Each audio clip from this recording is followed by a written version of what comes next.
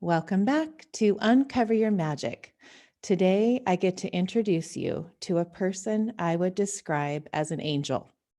There aren't many people in my life I can call that, but this woman, even though our interview will be our first conversation and meeting, she is someone who will inspire you to live your life in your heart without judgment and from a place of pure love and joy. She is also a guide to helping you find your passion and purpose by listening to your heart.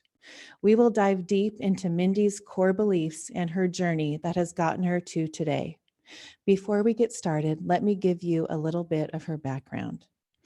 Mindie Kniss is an entrepreneur, professional coach, writer, speaker, and award-winning humanitarian. Mindie is CEO and founder of Lucra, a coaching firm devoted to helping entrepreneurs create wealth in all areas of life. She is the creator of the annual Heart Path Retreat, along with multiple online training programs for entrepreneurs, coaches, and speakers. Mindie was the recipient of the prestigious Global Health Fellowship based on her work with women and children in developing countries.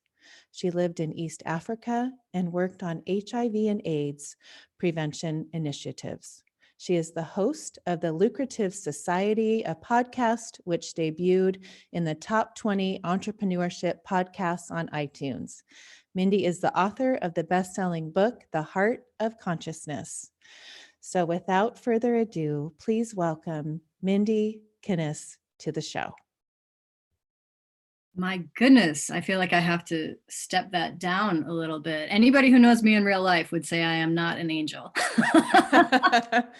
Oh, funny. Well, you do. You're like this little angel, and I feel like your story that I've learned by researching and listening and all these things about you, you are like this bright light. And when I see somebody that has this heart that really talks about hearts, and I can't wait to get into that and the meaning of the heart and all that, the book that you wrote, you just have this heart, and it's like this angelic heart of pure love and someone that lights the earth, and you're here for a reason. And you teach people to live just with like this like everything, we're all here for a reason.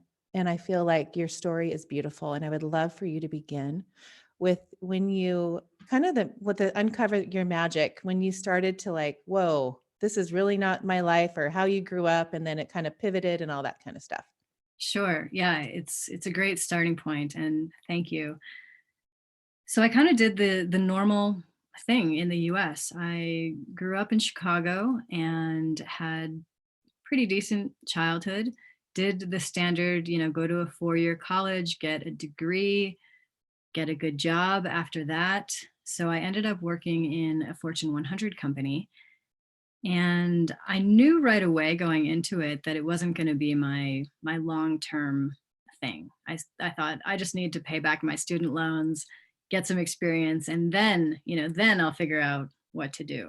I was always future pacing it. I'll figure this out in the future.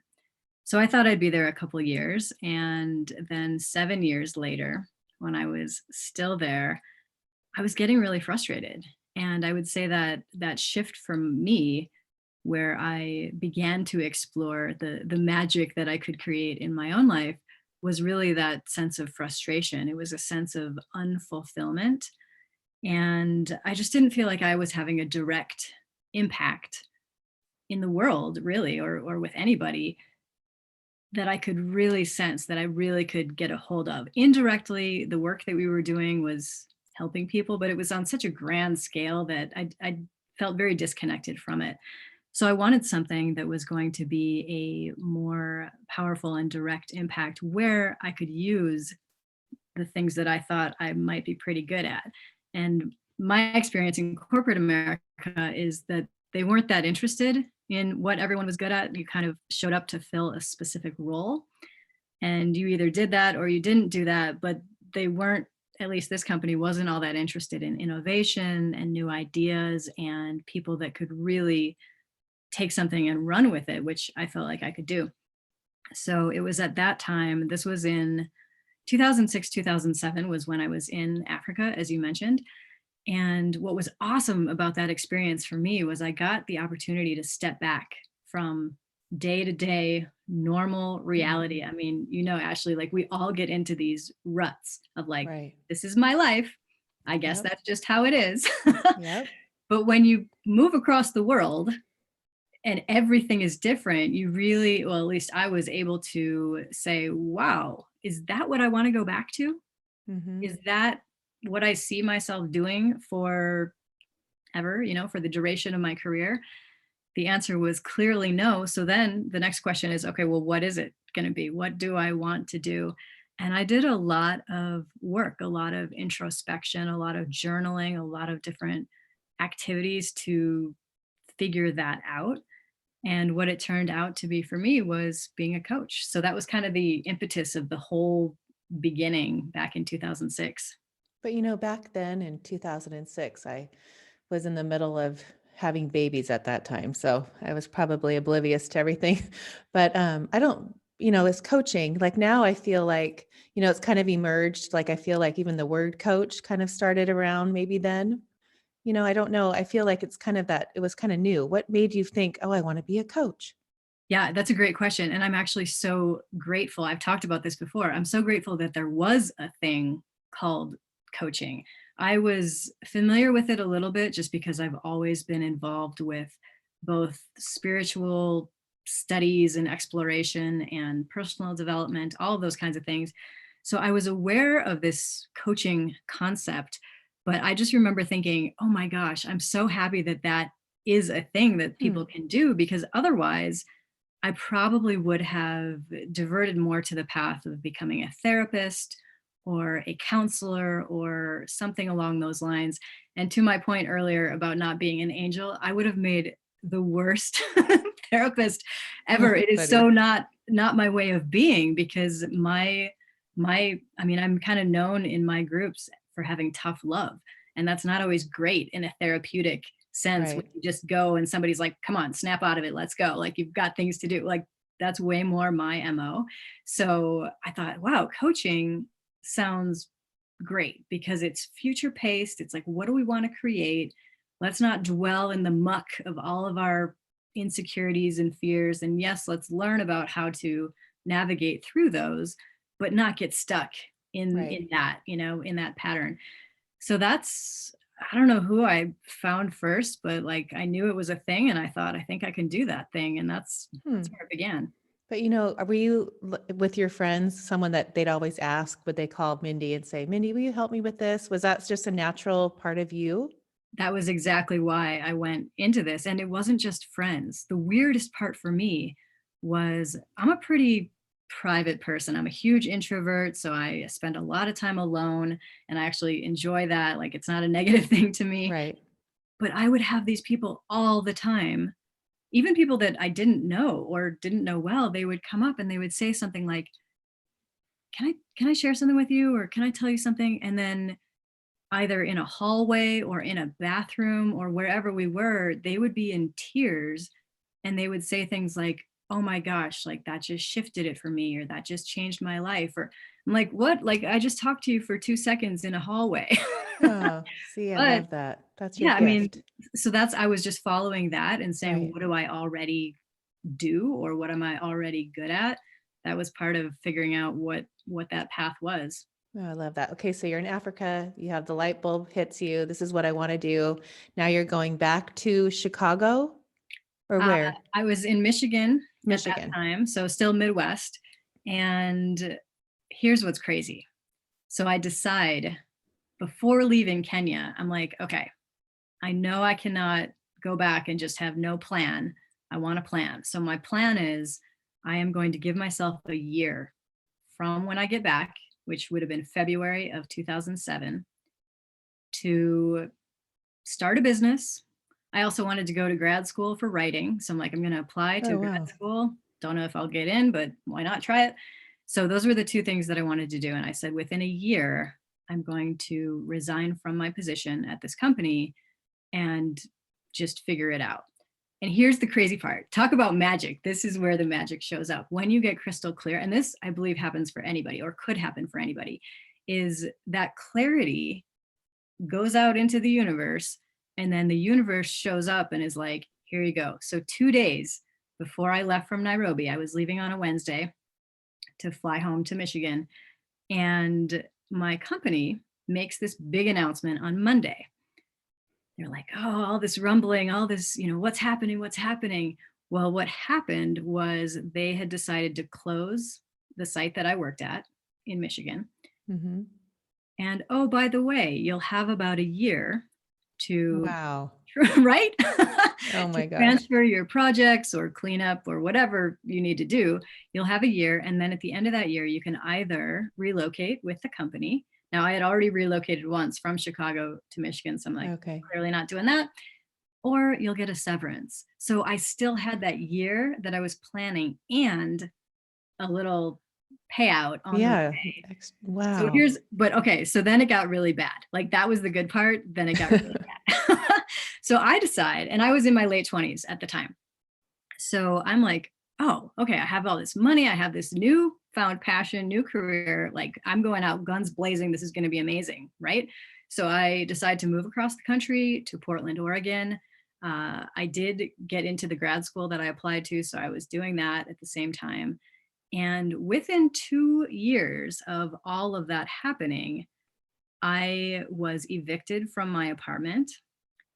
The home that I still owned in Michigan was foreclosed. I was living out of my office, a tiny one-room office, and really scraping up change. I mean, like honestly, scraping up money, change to eat from the Huh. dollar value menu. Had no money, was hundreds of thousands of dollars in debt, and which ended up filing bankrupt. I ended up filing bankruptcy after that. So I had this, like glory in the beginning, and then a very quick departure from that glory to kind of the worst financial situation that I could have imagined. And that was in like 2008, 2009. So there's a housing crisis going on, there's a recession going on. I'm like brand new in this industry and also didn't really know what I was doing in terms of sales and marketing. So, with all of that said, that crisis in my own life that I created became the kind of like the phoenix rising from the ashes, if you will, Mm-hmm. of what I do now. Because now I am so passionate about looking to other people that have this dream, that have this hope, that have this idea of like, hey, I think I could do this as a business. Mm-hmm. And I'm like, yes, you can. And let me help you because I don't want anyone to have to go down that same path that I did because it sucked. Well, how do you get to that dark, dark, dark, no money place? Are you spending money like crazy, or you just aren't having an income, or you're at school? All the things. Huh. I'll give you kind of maybe the top three. One, I had a really crappy money mindset at that time. I had grown up in the kind of Christian mentality, and the messaging that I had gotten from my community was, it's more noble to be poor. You should give all your money away because like then you're being a good person. Hmm. So I wanted to be a good person. So my money was going out, and I wasn't like spending, I'm not into, I guess, kind of typical women's things that they would spend on like handbags or shoes. That's not my thing. Right. But I was giving so much away. I literally, the last thing that I kind of gave up was these kids that I sponsored. I had all these kids and I'm like, I can't even afford to eat. And I'm Oh, still jeez. sending the money to the kids in Africa that also probably can't eat, but like I kind of need to fill the well first here. But I didn't Huh. get it. Like I did not get that mentality. So that was one, money mindset. Two is just really not having the sense of how marketing and sales drive a business. Cash flow is the lifeblood of any business. And I looked at marketing as kind of this sleazy, slick thing. I'm like, I don't want to be that. I want to be authentic and open. And like, if you want to work with me, great. And if you don't, great. Right. Didn't want all these weird tactics. So I like threw all those things out the window, which I threw everything out. you know, not, Right. that doesn't help.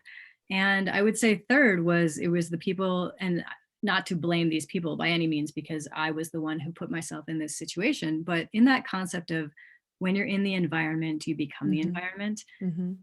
The only people that were my world at that time were also broke ass grad school students. So Right. all of us were like, we're starving artists. Of course, we don't have any money. And that was my world. So that kind of just replicated again and again, day after day. And so much so, I have this amazing story about the most expensive coffee I ever bought. I thought that I was getting a refill on coffee was 50 cents. A friend of mine was like, I'll get that refill for you. And I was like, no, because I was too proud. I was like, of course I can handle 50 cents. Well, what that 50 cents did was spark overdraft after overdraft after overdraft after overdraft. So that one 50-cent cup of Oh my coffee ended gosh. up costing like $400 or something, which I did not have. Right. It Huh. was, it was Ashley, it was a crazy, crazy time in life. And oh my gosh, like I said, if I can help anybody avoid that, or even avoid like a little bit of that, I am here for it. So how do you build yourself back up? How do you start? How do you now you're like, okay, I realize my money mindset's not working. Now I'm going to shift and think this way, or do you start what do you do?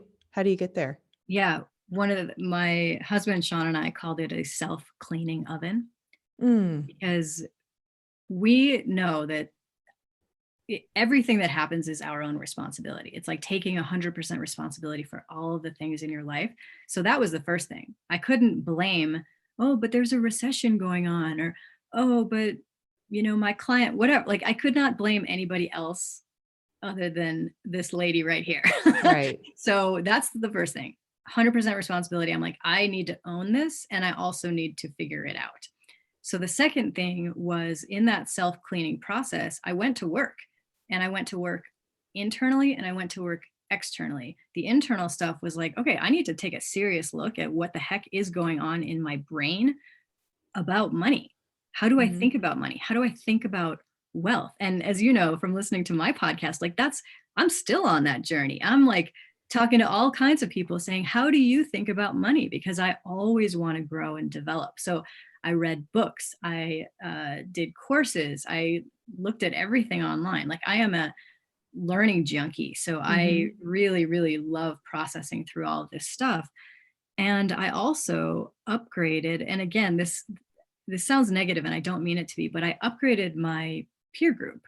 So Hmm. instead of spending as much time with the fellow grad students who were also broke, now I love these people and there's nothing wrong with them, but I was like, this is not what I want for me. So I also then in 2000, end of 2009, 2010, I met a man who would become my husband. And he was in a whole different game. Like, he was like, look, making money is awesome. And I don't know what your problem is. Oh, So funny. I'm like, oh, I better get on the program here, because I like, clearly I've got some really, messed up ideas about this. So meeting him and then just really looking at who else I want to purposefully put into my environment, that helped a lot too, because then I wasn't talking about people who couldn't even afford their coffee. It was like, what's the next investment that we're going to do for our business, for our own development, for our personal growth, whatever it may be. Whole different world. So I need to talk about Shawn, your Please. husband. I'm happy So to. you met him on Facebook, right? As silly as that sounds, he was, back in the day, this was 2009. So remember, there was Facebook friend suggestions. Yes. Gosh. Yeah, right. A long time ago. So he was a Facebook friend suggestion from another friend of mine who was helping me do some promotional stuff. And he was like, hey, and Shawn was just one of many, many people that this guy sent me. He's like, hey, all of these people are doing cool stuff in personal development, just like you. Maybe there's a connection. Didn't think anything of it, clicked all the buttons. Yay, we're all friends. Cool.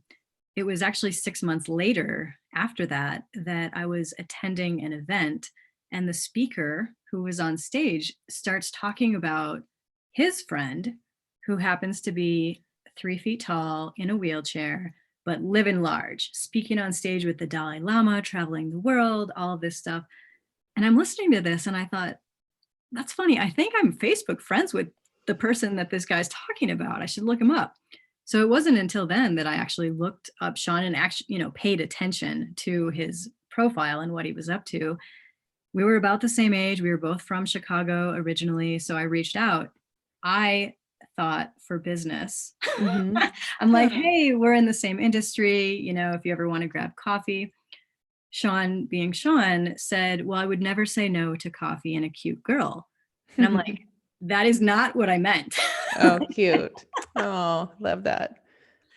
Yeah, he was always a big, big flirt. And I was like, that's not what I meant, but maybe if I'm in the city again, I'll look you up, whatever. So it was another 6 months till the end of 2009 at this point that I was back in Chicago visiting family for the holidays. And I, for whatever reason, even though I was a little bit like turned off at first, like, this is not what I meant, buddy. I did reach out. I mean, now I can look at it, well, destiny, okay, bringing Right. souls together, that's how it works. But for whatever reason, I reached out and we connected. It was just about New Year's. Um, but I was still living in Portland. He was in Chicago, I was in Portland. So it fairly quickly developed really just as friends first. And we were truly best friends. And that, of course, developed into other things. But yeah, so by the end of 2010, I was actually back living in Chicago, which I swore I would never move for a man or get married or any of these things. Clearly, I didn't know what I was talking about. But yeah, and that was kind of the beginning of it all, Facebook. Oh, see? But, when you talk about destiny or fate, it's all I believe that. And you hear your story, Shawn was this powerful speaker that, was in a wheelchair and everyone like you look at him now and I go back and it's just like, oh my gosh, he was so loved. He left his legacy. But I mean, he's passed away a year ago, right? Yeah, just over a Um, year.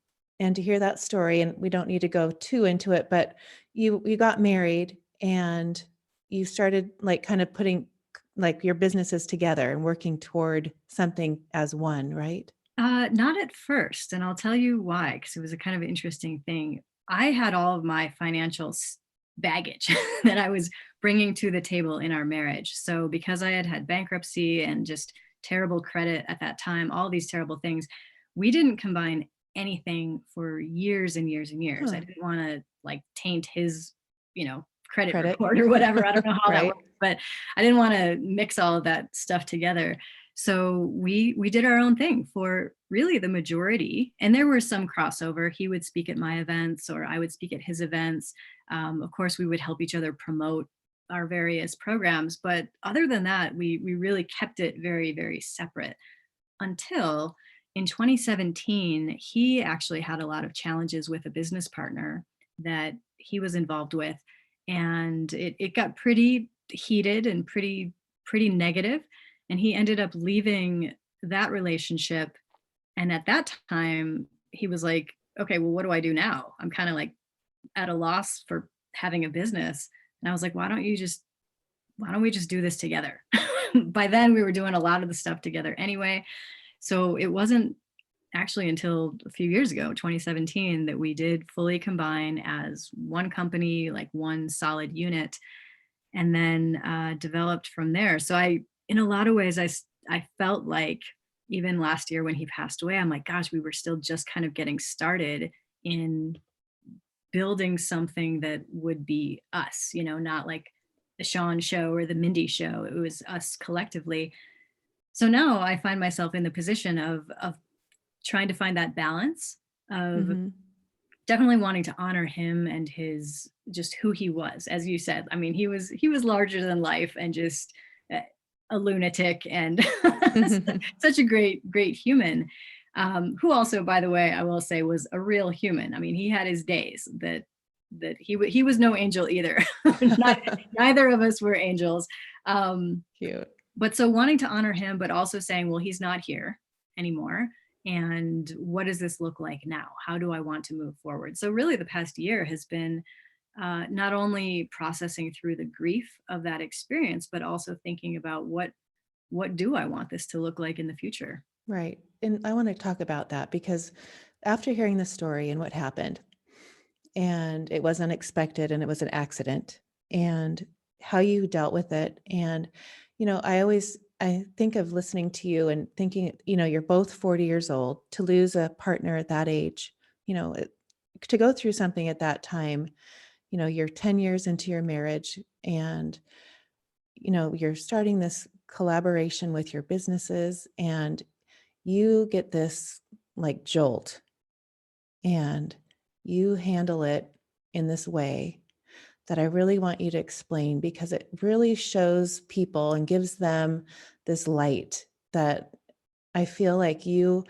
could have gone down one road, but you made a choice and you decided that you were going to go down the other road. And I really look up, that inspires me, because I feel like people, when they hear your story and how you dealt with that, will really help them. So could you share that part of how you handled that grief, and just a year I mean, little over a year ago, August? Yeah. Yeah. I love that you use the word choice, because that's something that I firmly believe in. We all always have choice, no matter what life brings to our door. And life's going to bring some, I mean, this is 2020. Like, Yeah, it has been exactly. a crazy, wild year. Right? We all have choice of how am I going to respond to this thing? And what I did was, and I feel like a lot of people may not have the same capability that I did, and for that I feel so blessed to have had the opportunity to do this. And I'll explain what I mean by that. A lot of people may have children that, if they lose a spouse, they still need to handle their kids. You know, Mhm. they still need to care for their kids and deal with all of those things.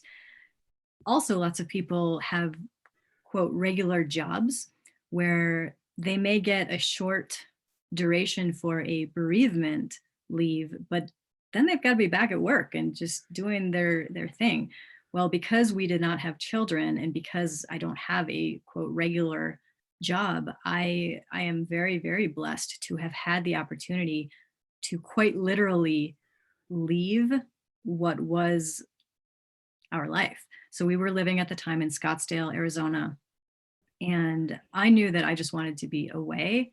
And as I mentioned earlier, like, I'm an introvert, I'm a very internal processor. So I did not want to be talking to a lot of people, or having a lot of people around. I kind of did the whole public thing for his celebration of life the first 2 weeks after he died. But then I'm like, okay, I have done that, and now I am off for my own grief. So I had the opportunity to move to a my best friend had a second house in the desert of California that he was like, look, man, nobody's using this. Nobody's there. Just go. Just be there, Oh, stay as long sweet. as you need. It was amazing. I mean, what an amazing gift. So I was like, okay, I'm going to do that." So I went. I was outside of the Palm Springs area, living at this house, and looking back at it now, honestly, what that experience was like was a lot of wandering around. I mean, I didn't know this before. I had never certainly experienced it before, but grief brain, that concept of grief brain, it is a real thing. And for Mhm. somebody like myself, who is very reliant on my intellect and strategy and being rational and grounded and logical, all of these normal things, all of that went out the window. And I was like, you can't, like, I don't even know what to say about that because Right. I just wandered around. So I was there for 2.5 months.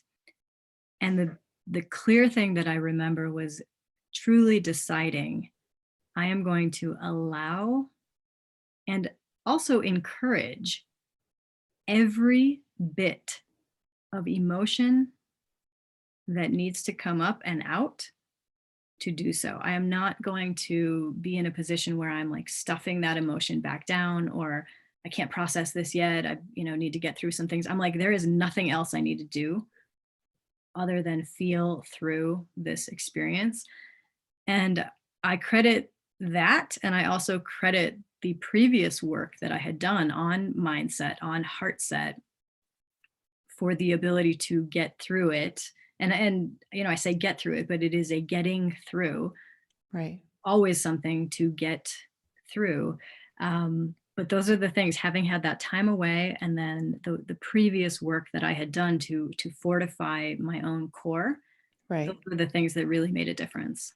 When you when you go through that and then you're like, okay, now I'm going to start, I've been wandering around for 2 months. Now I've decided I'm going to make the choice to start living again. Do you just start, working and how do you do that? How do you just start here I go? Yeah, I love this question because nobody's ever asked me this before, and it's very interesting. So I'm a bit of a crazy person as well, and I'll tell you how that showed up. Last year, as I typically do in November, I had my annual retreat already Mhm. planned. So he died in August. We did a celebration of life in September. It was September, I basically moved out of our house in Scottsdale. So October was when I went to California, and then for 2.5 months. So I was like, okay, all these people have already paid the money to come to Heart Path. They're already planning, they've made their travel arrangements. Obviously, I would have the best excuse on the plan. I mean, Right. everybody would have understood completely if I said, hey, we're not going to run it. But I decided to run it. Which, Huh. looking back, I think that might have been a little bit nuts. But it actually was Hmm. amazing because it was so raw. Because I was very raw, but so many people that had been in our community, and some of them were longtime clients of Shawn specifically, they were there, and we were just able to grieve in a collective way that was truly beautiful and heart opening and extraordinary. So I'm glad that I did it, even though looking back, I'm like, what was I thinking? Right. You know? So I did that. And then I also have a monthly membership community that people, not one of them asked for their money back or said, hey, I'm out or I'm canceling or anything. They were kind of just like, Mindie, you let us know when you can come Right. back to us, essentially. And it was within a few months that I was like, these are my people, I can't not be doing the things that I am here to do. Right. So it was part of my healing and part of my processing to be in community again, and stay true to my purpose, stay true to my mission here. So that's really what developed it. So I just started slowly. I do, like, obviously I did that retreat, but then maybe, one Zoom call with the group per month, and then built it up over time. it's it's Beautiful. it's a process. Right. You talk a lot about your heart, and I really want to talk about that because you wrote a book on heart consciousness. And you also talk about where I learned about how you describe heart. I would love for you to elaborate on that for me. Sure, yeah, I mean, I love this topic, so thank you again for asking. One of the reasons why I chose to study the heart in the way that I did was not because I find myself to be a very heart-centered person or a very heartfelt person or anything like that. I think that's the misnomer online. People are like, "Oh, Mindie teaches about the heart. She must be so heart-centered." I'm like, "Actually, no." Oh, The funny. reason the reason that I do is because I'm the one who needs it. Like I said earlier, I am very much focused on my intellect, on my being in my head, like figuring things out. And through the course of my life, where with these various tragedies that some may describe them as, with the financial stuff, with Shawn, with whatever, there is a way better way to run your life than doing it through your head. And I feel like I've had to learn that the hard way in many respects Hmm. over the years. But I started with this heart thing as an intellectual pursuit. I wanted to say, okay, I get it that the saints and the sages have been talking about this stuff forever, throughout history. But what if we could take modern technology and current day understanding and learn a little bit more about it. And that is what really has happened. There's this whole new science. It's not new. It was really started in the 70s, so it's been a while now. But back in the 70s, people started talking about neurocardiology, and that is essentially the brain of the heart, if you will. And Ashley, I don't know about you, but when I was in school, we were taught the brain is it. Like the brain runs Right. the whole body through the Yes. nervous system. That's the end of the story. Except now we know that that's not true. The heart actually has this whole conglomeration of neurons, which used to be known as brain cells because people thought they were Hmm. just in the brain. Well, they're all over the body, but there's a big, big collection of them in the heart, so many that they actually call it the little brain in the heart. And the heart is able to process information, make decisions, if you will, send out communications to the brain and to the body. And beyond just the physiological aspects like that, which are many, when you get into learning this stuff, you can learn about how to lower blood pressure and drop stress hormones like cortisol. And I mean, all these good things for the body. But above and beyond that, there is this mental and emotional capacity to this heart work as well. Because, like I said, it has allowed me to find a peace in the midst of what would be utter tragedy, Hmm. and also a guiding light forward. I have this, my retreat is called Heart Path because I think that it is truly a compass to guide you along the path in your life. And everything that comes into play is really all on purpose for your greatest development. It's amazing when you look at it like that because it's like, oh, that happened and I learned this, or I Hmm. grew in this way, or I developed in that way, or I met this person and that opened up new doors.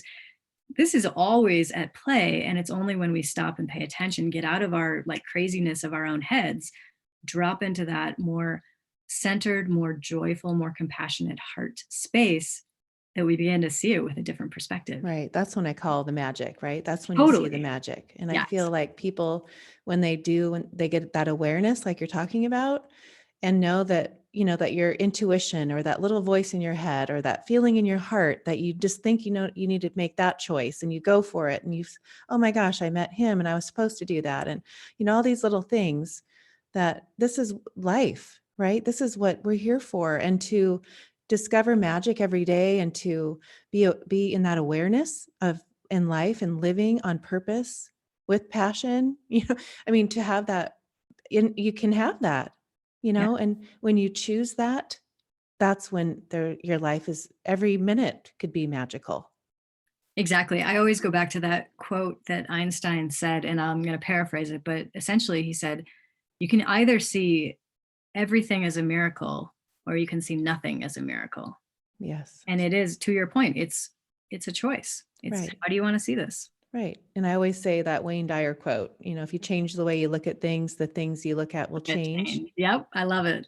And it's so true. And I'm a mother of two daughters and, training their little brains to think that way. Cause right now it could be, they're 11 and 14 and everything could be like, life scatter, all these things are happening, mom. And oh my gosh, the friend did that. And, but gosh, change the way you look at it, you know, look at it as, what gift in that did you learn?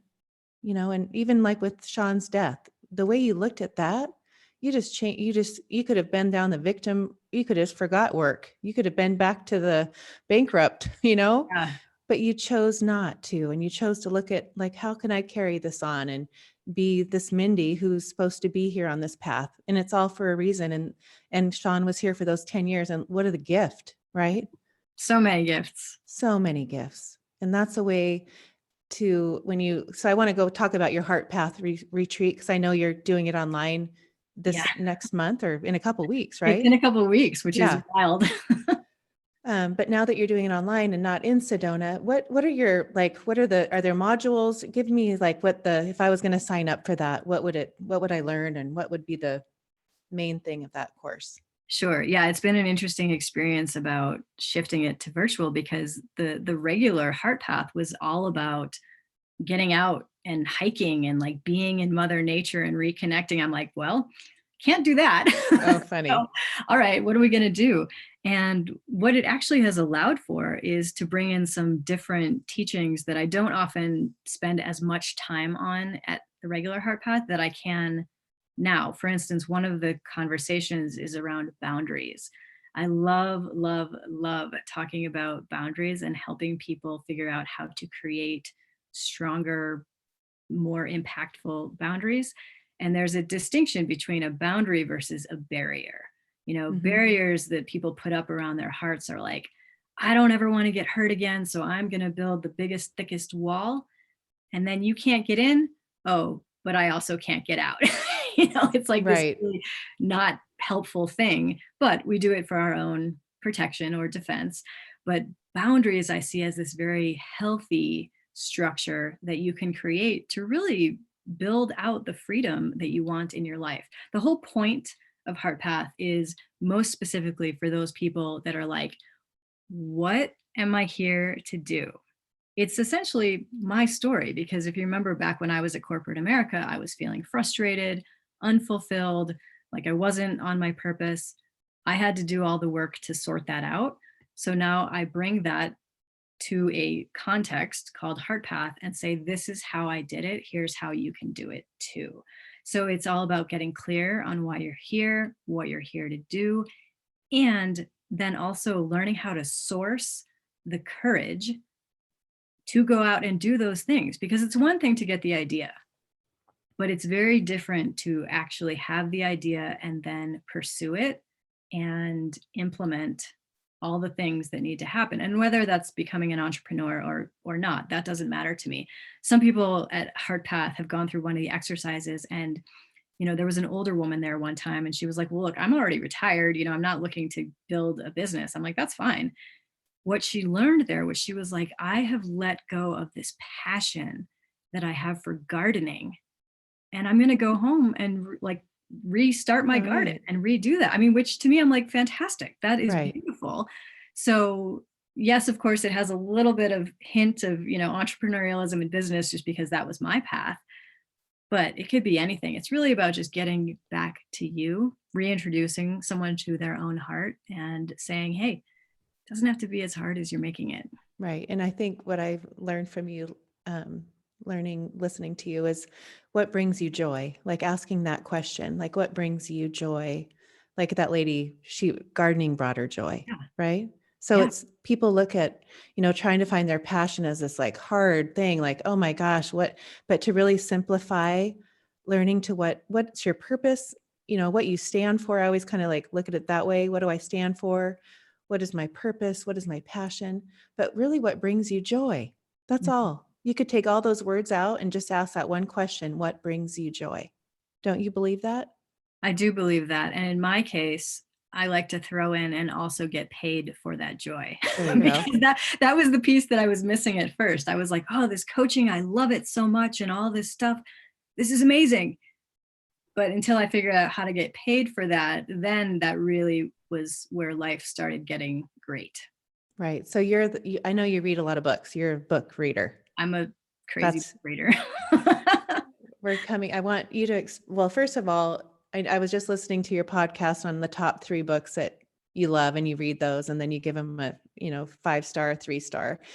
And it's good because you are so honest, like but you've read so many books, but I know that came from your mom reading to you. I love that Yeah. because that was so important to me when I was raising my girls, to instill reading and to know that it stuck, right? Yes. And what would be like, if you were going to tell the listeners today, if I could give you that one book that really kind of changed my view on life, or the way it helped me find, something that triggered, hit the light bulb on, did something like that, what would it be? Is there one book that comes to mind? I'm going to give you 2. Oh, good. Give There's us no way that 2. I could narrow it down to one, but 2 that I highly recommend. Everybody should read them. The first is You Can Heal Your Life by Louise Hay. Mm-hmm. That was that really challenged me, because I am a natural skeptic, and I'm like, show me the results, don't just tell me all this woo woo, yeah, yeah, blah. Like give Right. me the detail.